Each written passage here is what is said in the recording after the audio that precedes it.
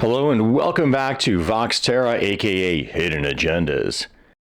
Our, in quotes, fomenting of chaos at home, from the war on Iran to the war on our climate. I'm going to share with you some clips from interviews that I think should be getting a lot more media attention and a spin on them that I think should be a lot more mainstream.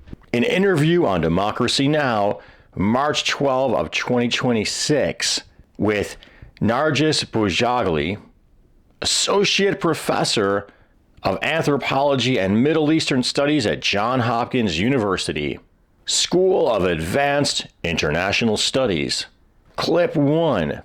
Yeah, so what has been happening among Iranians, whether within Iran or in the diaspora, has been an extreme form of polarization that has been occurring over the past, I would say, 1.5 to 2 years. Much of this has to do and came under the umbrella of the maximum pressure sanctions and policy that the Trump administration first imposed on Iran in his first presidency.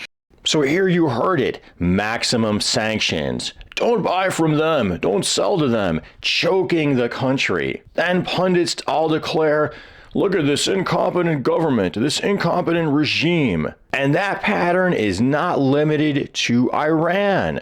Next clip. That was not just a package of severe economic sanctions, but also millions of dollars poured into media infrastructures, media warfare, and psychological operations. Part of what that money went towards was funding huge amounts of social media and satellite television stations, some of which are very pro-monarchy, one of which is Iran International, which beams into Iran and has a very robust social media apparatus.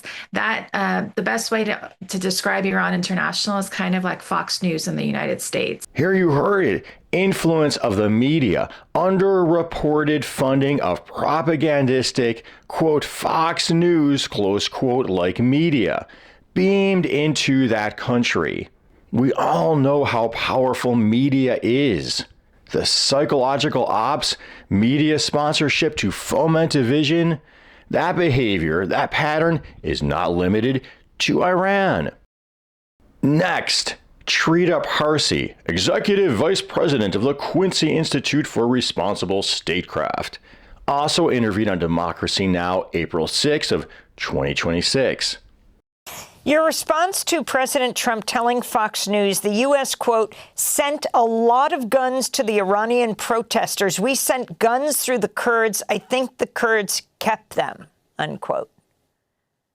So here's a very important revelation. We saw that during the protest in December and January that there were some things that were very, very different from the past.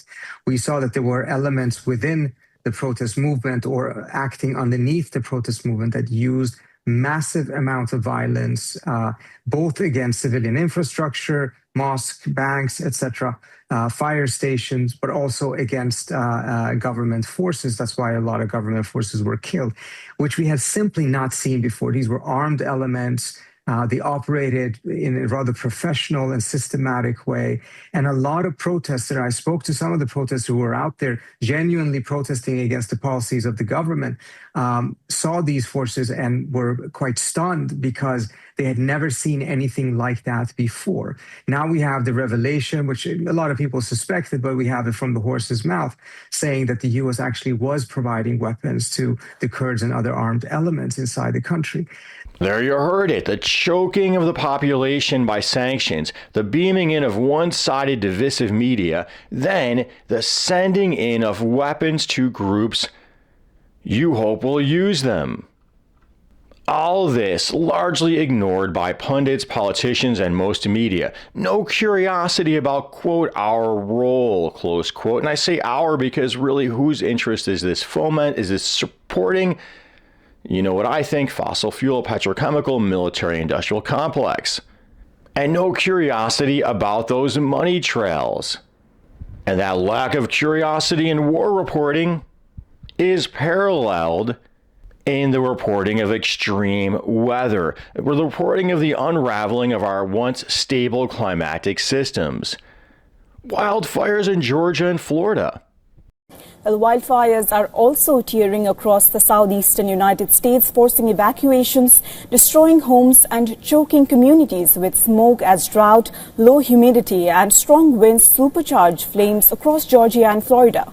These increasing freakish but new normal extreme weather events, reported as, well, that's weird, or, well, it's always had wildfires in this old South, rarely tied back to global warming or climate change, even though, as I've shown you in video after video, the mechanics are simple.